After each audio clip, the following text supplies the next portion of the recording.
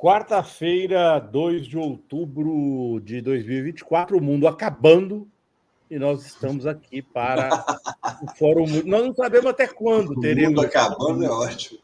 Né? A gente não sabe até quando. Como diz a música, o mundo vai acabar e isso é só o começo. Ai, gente, é complicada a situação. Vamos começar aqui com o Fórum Mídias, trazendo. Primeiro, eu queria trazer a notícia que já é conhecida, mas ontem à noite, né? Confirmou-se que o Elon Musk cedeu completamente ao ministro Alexandre de Moraes, anunciando o pagamento de todas as multas. Com isso, o Alexandre de Moraes suspendeu o bloqueio de contas do Starlink, daquela empresa que também é do Elon Musk aqui no Brasil. Isso significa o quê? O X estará de volta muito em breve aqui no Brasil. A gente falou isso ontem no programa Fórum Global e as pessoas ficaram aqui dizendo nos comentários: eu vou voltar para o X, não vou voltar para o X. Foi uma discussão muito forte sobre o X, porque o X apesar do Elon Musk, é uma fonte de informação das fontes oficiais, né, dos governos, que é muito melhor. importante. É a melhor. Você vai voltar para o X, Melo? Sim, claro. Por causa disso. Se acontece alguma coisa, você pode olhar que o X já tá dando. Agora, você sabendo ler, né? Mas é fundamental. Agora mesmo, o ataque do Irã ontem, lá no Blue Sky, nada. No X, a coisa já estava rolando. Quem navega pelo Tor, quem tem o navegador Tor, tem acesso ao. E aconteceu ontem, gente, uma coisa muito pouco usual, mas muito pouco usual mesmo, quando se trata de líderes mundiais de alto escalão, né?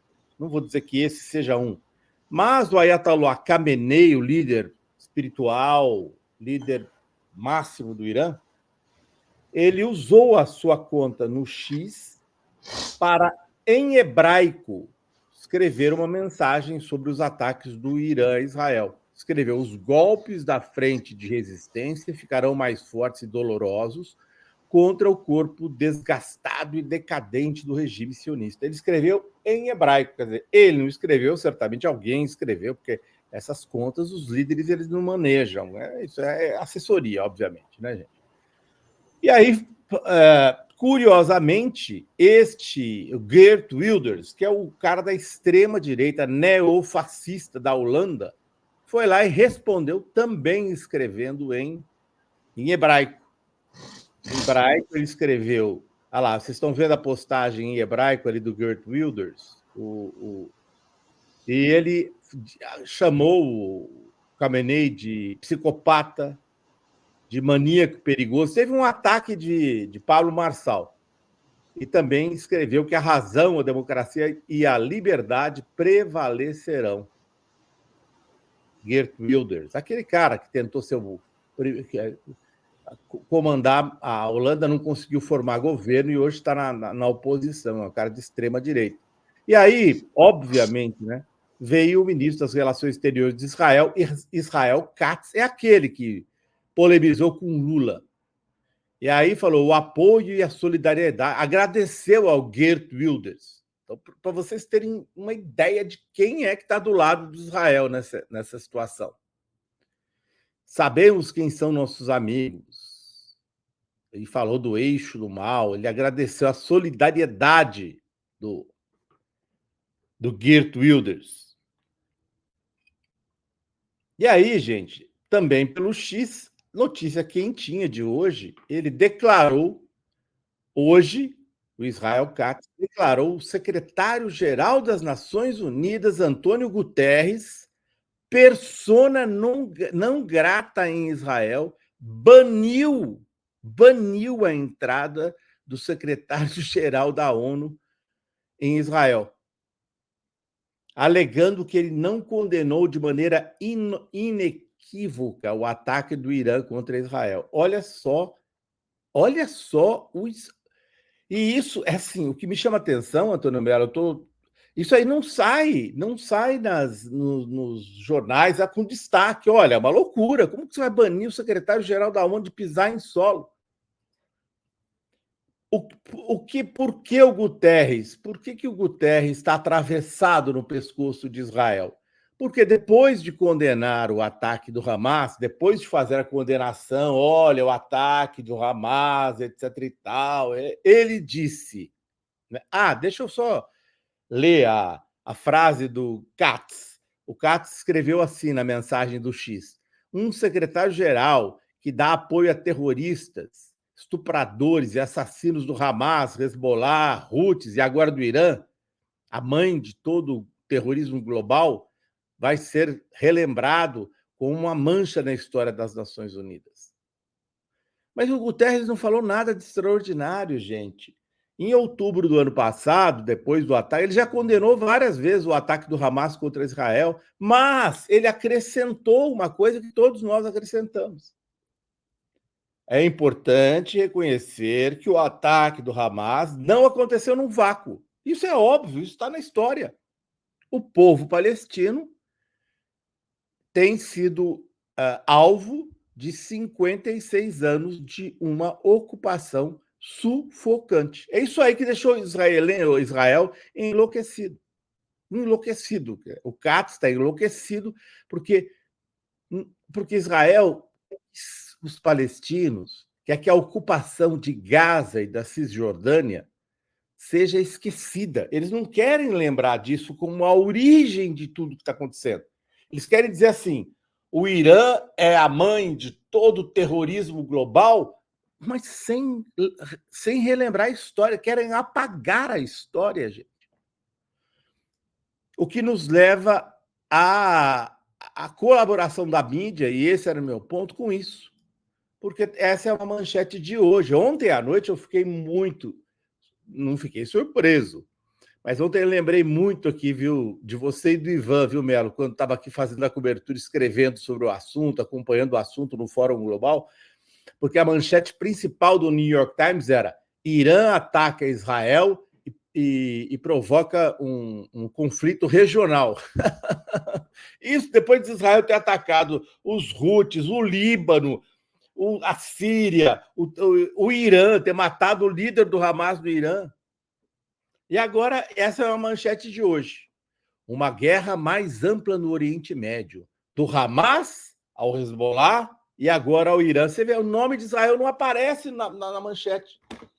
O nome de Israel não aparece em nada que é Israel mata, Israel ataca, Israel destrói. Não sai assim. Podem pegar qualquer jornal. O nome de Israel aparece só como vítima. Então, a mídia, para concluir, viu, Melo? A mídia é muito responsável pela cobertura desequilibrada que faz com que a maioria das pessoas acreditem na teoria segundo a qual Israel nada fez de errado. Não, que é isso. Israel é sempre a vítima e aqueles que resistem contra a ocupação de território palestino por Israel, uma ocupação, gente, que não é o Azenha nem o Melo que diz que é ilegal. São as Nações Unidas, são os tribunais internacionais, são resoluções da ONU em que os países todos vão lá votar. Então, a mídia é muito responsável. A gente tem que sempre lembrar desse desequilíbrio, né? E aqui a Juliana me ajuda aqui, a Juliana, dizendo: para a mídia hereditária, Israel é sempre sujeito oculto. É isso, Juliana. Né? E o que o Guterres falou, né? É o evidente que não é uma história que quem acompanha as coisas pela mídia nem. As pessoas acham que esse massacre lá em Gaza começou porque o Hamas, em 7 de outubro, fez aquilo. Mas o Hamas fez aquilo porque os palestinos, as áreas palestinas, Gaza, Cisjordânia, estão ocupadas ilegalmente por Israel. Os colonos de Israel chegam lá e falam para o palestino lá, saia dessa casa aí, que essa casa aqui é minha, aqui está escrito aqui que é meu, sai daqui, tudo é meu, e tira as pessoas de casa. Militarmente ocupado. Mas não é sobre isso que eu ia falar hoje. Eu trouxe aqui tem aí a apresentação aí, Zenha? É essa? Não, isso aí é Julinho. Peraí. O meu é o Assange. Uma foto do Assange. Né? Aí, Assange. Assange. Vou falar do Assange de novo, porque ele fez um importante pronunciamento ontem, lá em Estrasburgo, na França, 20 e poucos minutos, tem a íntegra do que ele falou, o vídeo e uma transcrição, tradução lá pelo Google que eu botei lá para as pessoas acompanharem o que ele falou, porque ele falou duas coisas muito importantes que eu trouxe hoje para destacar, porque a cobertura da mídia não tem dado esse destaque. Não é? Vamos para o outro. Isso aqui são trechos do que ele declarou ontem. Aqui, quando ele fala este esforço global sem precedentes, ele está se referindo às pessoas pelo mundo que, durante esse tempo, inclusive o Papa e todas as pessoas, jornalistas, nós que defendemos a liberdade do Assange, este esforço global está se referindo a essas pessoas. Sem precedentes, foi necessário, porque as proteções legais que existiam, muitas existiam apenas no papel, não foram eficazes num prazo remotamente razoável. Acabei por escolher a liberdade em vez da justiça irrealizável. Ele está explicando ali por que ele acabou se declarando culpado de jornalismo, como ele diz, não é? Porque foi a opção e porque ele fez essa opção e o perigo que isso representa, que é por isso também que não tem sido destacado pela mídia aqui. Acabei por escolher a liberdade em vez da justiça irrealizável, depois de ter estado detido durante anos e de enfrentar uma pena de 175 anos sem recurso eficaz. A justiça, para mim, está agora excluída, uma vez que o governo dos Estados Unidos insistiu por escrito no seu acordo de confissão, ou seja, no acordo que obrigou o Assange a assinar, em troca de deixar que ele saísse, que não posso apresentar um caso no Tribunal Europeu de Direitos Humanos, ou seja, ele não pode apelar à justiça, ou mesmo um pedido da Lei de Liberdade de Informação sobre o que isso fez comigo como resultado de seu pedido de extradição. Quero ser totalmente claro.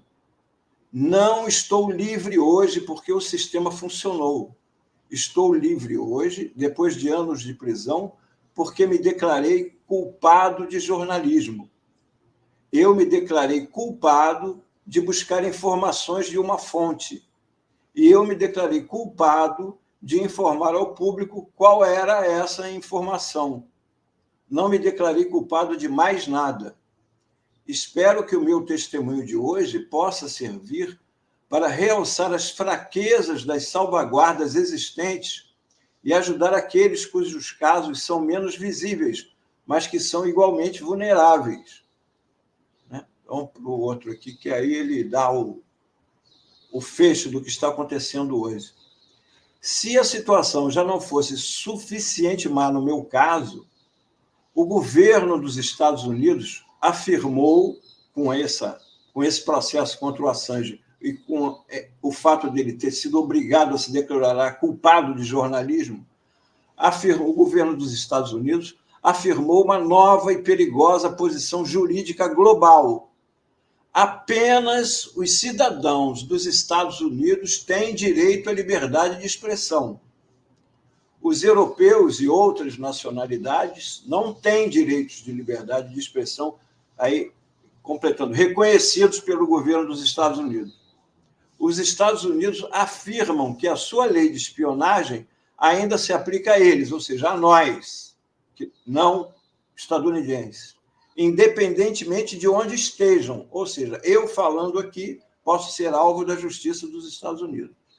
Portanto, os europeus na Europa devem obedecer à lei de sigilo dos Estados Unidos. Os europeus na Europa devem obedecer à lei de sigilo dos Estados Unidos sem quaisquer defesas no que diz respeito ao governo dos Estados Unidos.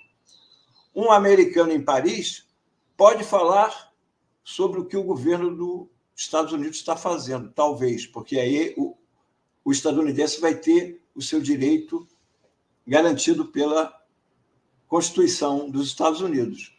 Mas, para um francês em Paris, ainda aqui em Paris, ou um brasileiro no Brasil, fazê-lo é um crime sem defesa e ele pode ser extraditado tal como eu. Ou seja, isso vale para todos os jornalistas que não sejam estadunidenses. Se você fizer alguma coisa que o governo dos Estados Unidos considere que seja uma ofensa ou você divulgar um crime dos Estados Unidos, eles vão pedir a sua extradição, como aconteceu com o Assange para ser julgado nos Estados Unidos.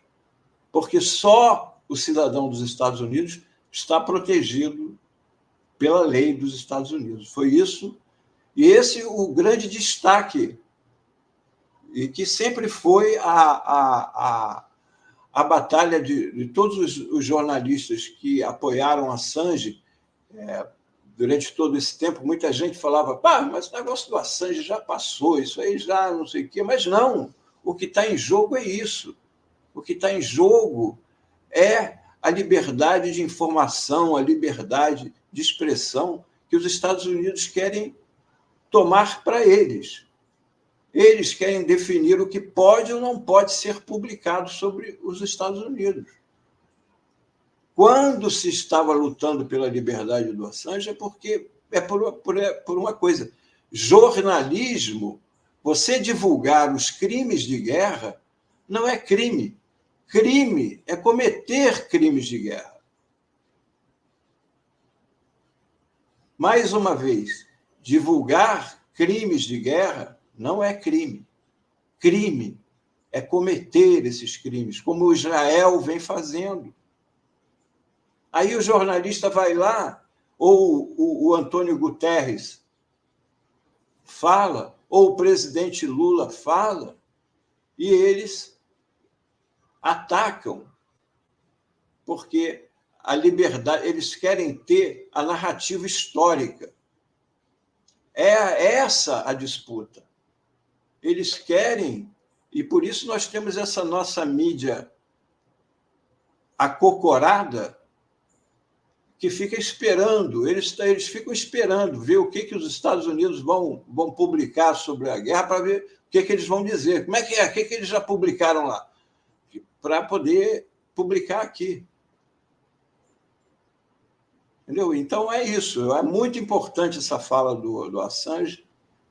Tem esses dois pontos, tem mais coisa que ele fala. Então, lá na revista Fórum, tem a íntegra, tem a íntegra em inglês dele, lá do pronunciamento dele, tem essa transcrição que eu fiz com o Google Tradutor lá, que resolve para a gente pegar o contexto do que foi dito. Quem quiser, é só ir lá na Fórum, que está lá. Então, eu estou pegando aqui, gente, vou colocar para vocês aqui o link, né? Ó, link que vocês podem assistir. Vou colocar no chat agora o link que vocês podem ler, né? O texto o texto do Melo. Aqui, ó. Acabei de colocar no link para quem quiser clicar. Também coloquei no link aqui um texto que eu fiz ontem à noite, dizendo que o Benjamin Netanyahu se sente com as mãos livres para atacar o Irã, porque ele tem apoio bipartidário dos Estados Unidos. Então, ele está com as mãos livres. Ele não é cobrado pela mídia ocidental, certo? Ninguém o chama de neofascista, o que ele é de fato. De criminoso de guerra, ninguém fala. Como como foi feita a observação. Não sei, a gente trouxe a observação, agora só não lembro quem é que fez essa observação aqui para a gente no Fórum Mídias, mas se você for ler na mídia ocidental, praticamente não tem referência ao fato de que Israel foi condenada pela ocupação de Gaza, né? Foi condenada na ONU recentemente pela ocupação dos territórios palestinos, por ampla maioria na Assembleia Geral. Depois foi condenada no tribunal. Está sob júdice no tribunal, num tribunal internacional, por genocídio em Gaza, com possíveis mandados de prisão contra Netanyahu e outros líderes de Israel e do Hamas. Isso não aparece, né? Não aparece. O Netanyahu é o cara que vai lá na ONU, faz aquele discurso bizarro que ele fez com os mapas, etc. e tal. Ele é vendido como assim. Eu avanço, Melo.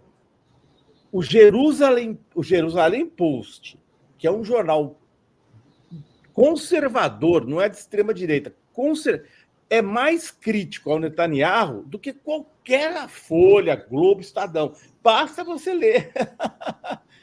Basta você olhar. O Haaretz, então, que é um jornal mais à esquerda, todos os dias tem um editorial socando o Netanyahu. Então, é incrível.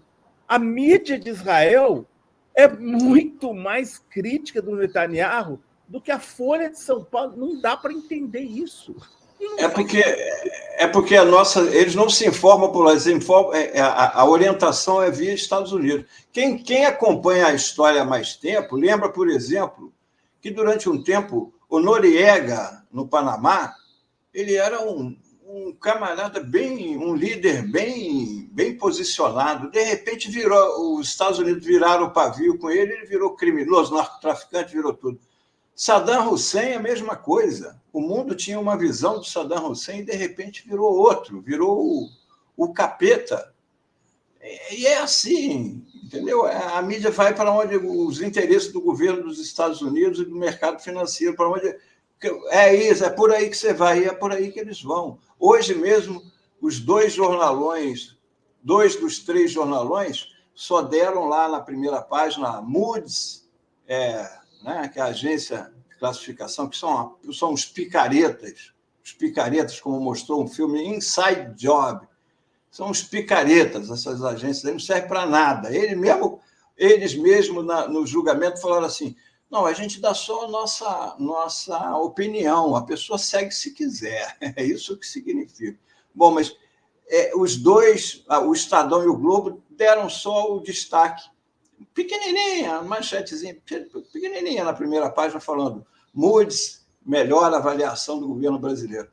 A Folha bota Moody's melhora mais, mas a Folha não tem jeito. A Folha é a mais perseguidora do governo, nos governos do PT, especialmente do presidente Lula. E para encerrar, eu estou subindo aqui. O Maringoni, meu amigo lá de Bauru, Gilberto Maringoni de Oliveira, me mandou uma charge sobre a cobertura. Deixa eu pegar aqui para colocar, está muito boa. Eu adoro quando você, viu, Melo, termina o nosso programa com a charge. Ele acabou de me mandar isso aqui, olha. Isso aqui é Novas News. Parece muito a Globo News.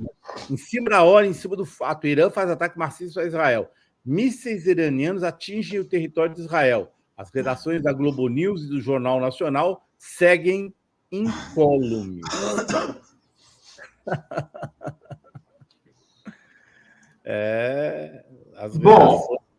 Bom, já que você falou do nosso Maringoni, vou botar o Maringoni aqui nesse Fórum Mídias também, ele é personagem do Fórum Mídias.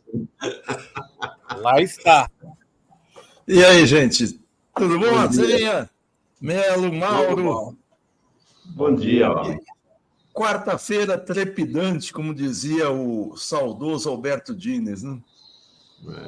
Trepidante. Trepidante aqui e lá fora, né?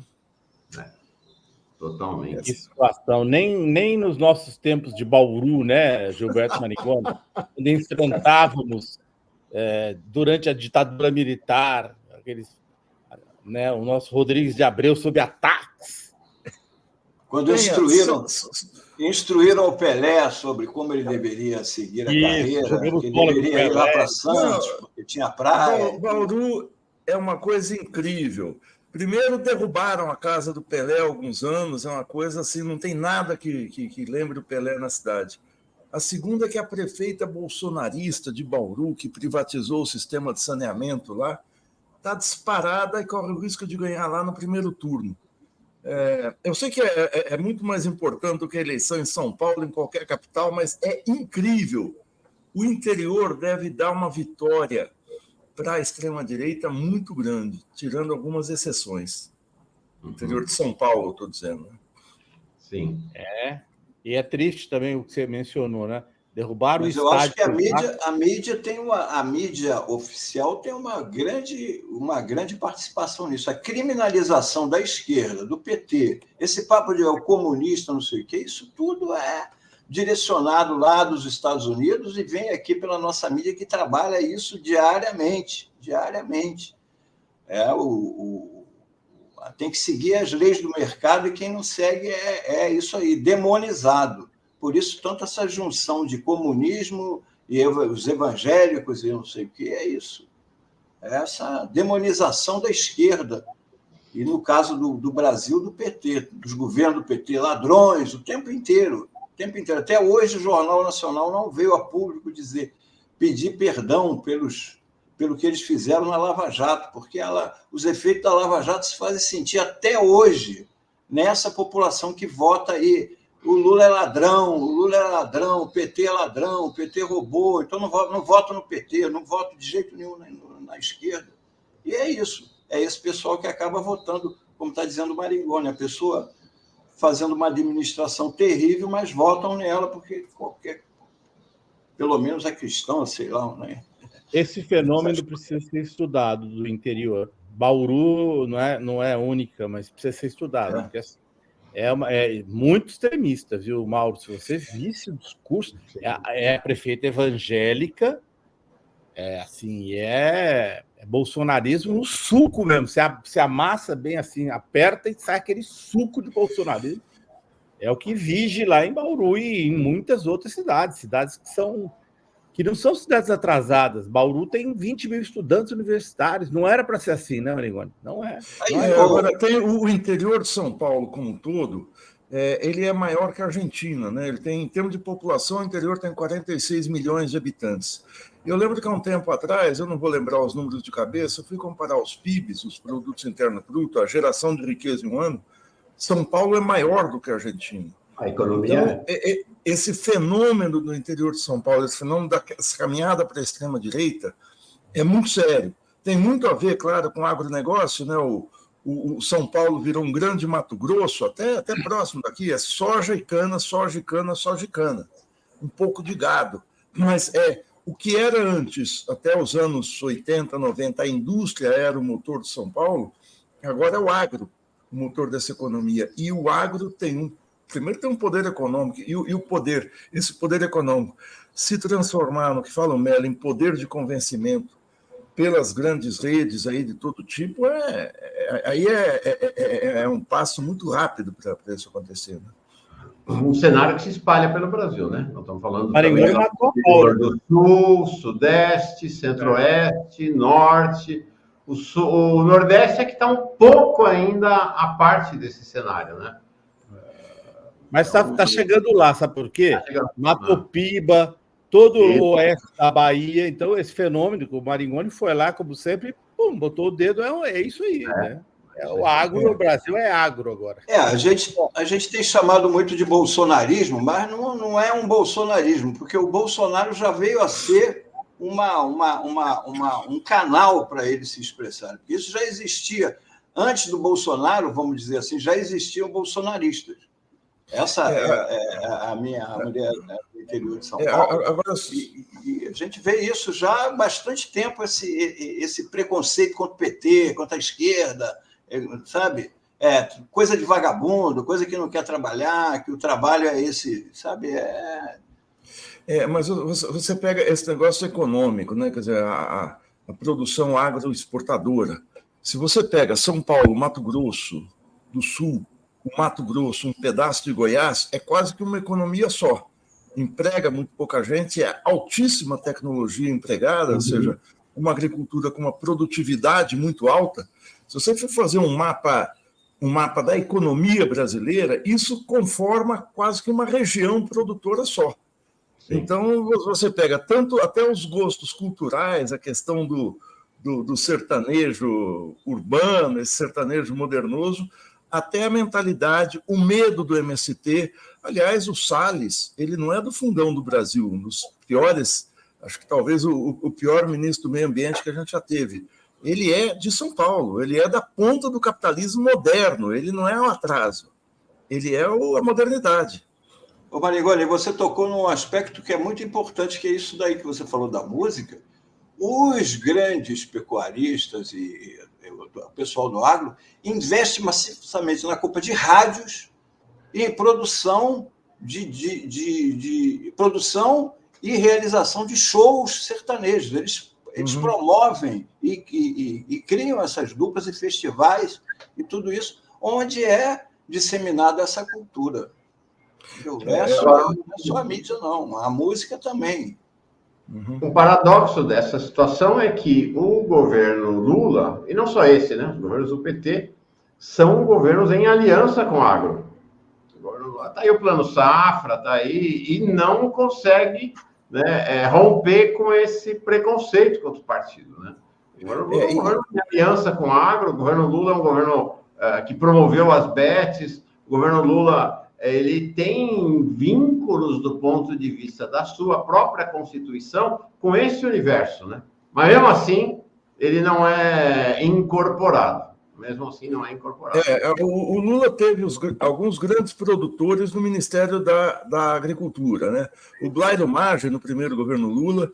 Depois, eu não me lembro o nome mas que era uma senadora por Goiás, se não me engano, uma figura muito evidente. E até a Tebet agora, né? Que são figuras que acabam se descolando. O Blairo Maggi não, porque ele é o maior produtor, era pelo menos o maior produtor de soja, acho, do mundo. Mas a Tebet é aquela que jogou o vinho na cara do Serra. Eu vou lembrar dela. Essas personalidades acabam sendo renegadas ou isoladas na sua categoria de origem. A Tebet hoje tem uma representatividade muito pequena entre o agro por ter ido para o governo Lula. E a Cátia Abreu. E a Cátia Abreu é a mesma coisa, ela é presidente, acho que, da Confederação Nacional da Agricultura e perdeu isso por vir para o governo Dilma e ter se colocado, ter tido uma postura extremamente digna, ter votado contra o impeachment da Dilma, ou seja, ela foi contra o golpe. E aí, não sei se a morte política, mas pelo menos o desgaste político que ela colheu entre o setor dela, entre a classe dela, foi quase irreversível, tanto que ela não se candidatou a mais nada, né? É isso aí. Senhores, muito obrigado. Sigo com o Marigoni aqui, daqui a pouco com a Helenira Vilela. Amanhã tem mais Fórum Midas aqui no Fórum Café. Falou. Feijão, mel, azeite. Até Até amanhã.